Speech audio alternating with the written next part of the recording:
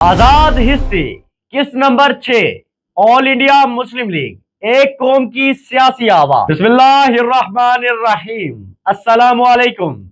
आप देख रहे हैं आजाद हिस्ट्री, सिर्फ आजाद न्यूज एचडी पर। गुज़िश्ता किस्त में हमने देखा कि किस तरह मुसलमानों में सियासी शऊर बेदार हुआ, तालीम ने नई क़यादत को जन्म दिया और मुसलमानों ने अपने सियासी मुस्तकबिल के बारे में संजीदगी से सोचना शुरू किया। 1906 का साल ये वो साल था जब बड़े सगीर के मुसलमानों ने ये फैसला किया कि अब इन्हें एक सियासी जमात की जरूरत है जो उनके सियासी, तालीमी और समाजी मफादात की नुमाइंदगी कर सके। ढाका की तारीखी फिजा। दिसंबर 1906 ढाका का शहर तारीख के एक अहम लम्हे का गवाह बनने वाला था। बड़े सगीर के मुख्तलिफ इलाकों से मुस्लिम रहनुमा, उलमा, जागीरदार, वुकला और दानिश्वर यहाँ जमा हुए। उनके सामने एक बुनियादी सवाल था, क्या मुसलमानों को एक अलग सियासी तंजीम कायम करनी चाहिए? नवाब सलीमुल्लाह खान की तजवीज। ढाका के मुमताज रहनुमा नवाब सलीमुल्लाह खान ने मुसलमानों की एक मुनज़्ज़म सियासी जमात के क़याम की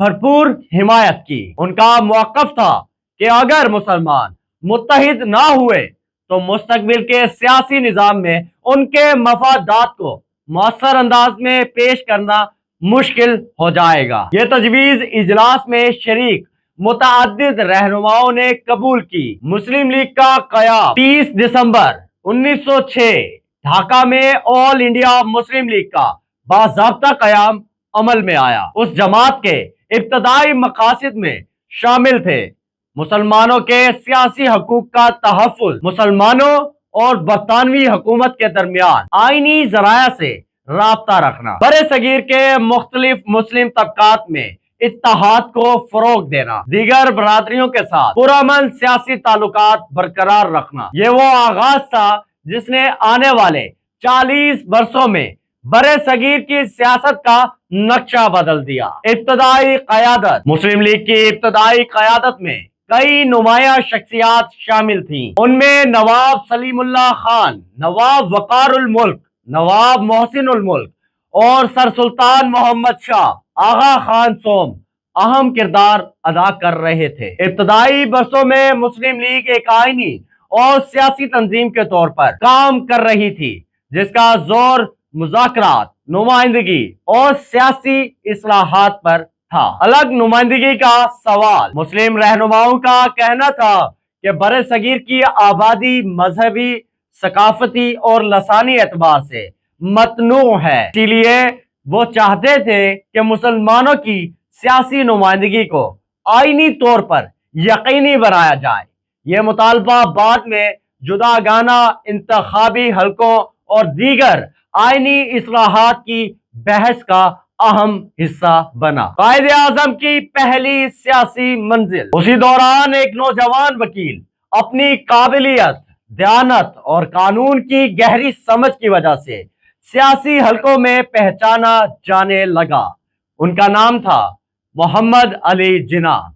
इब्तदाई सियासी जिंदगी में वो आईनी सियासत, मुकालमे और मुख्तलिफ सियासी कुव्वतों के दरमियान ताउन के हामी थे। अभी उन्हें कायदे आज़म नहीं कहा जाता था, लेकिन आने वाले बरसों में वो बड़े सगीर की तारीख की सबसे अहम शख्सियात में शुमार होने वाली थी। एक नई उम्मीद। मुस्लिम लीग के क़याम ने मुसलमानों को एक मुश्तरका सियासी प्लेटफॉर्म फराहम किया।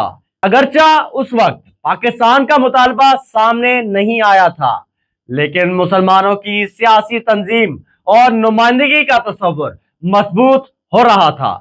यही सफर आगे चलकर एक नई मंजिल की तरफ बढ़ने वाला था। 1906 में कायम होने वाली ऑल इंडिया मुस्लिम लीग ने इब्तदा एक सियासी तंजीम के तौर पर की, मगर आने वाले बरसों में यही जमात तहरीके पाकिस्तान की क़यादत करेगी और इस क़यादत के मरकज में होंगे एक अजीम कानूनदान, बेमिसाल सियासतदान और तारीख साज रहनुमा मोहम्मद अली जिन्ना।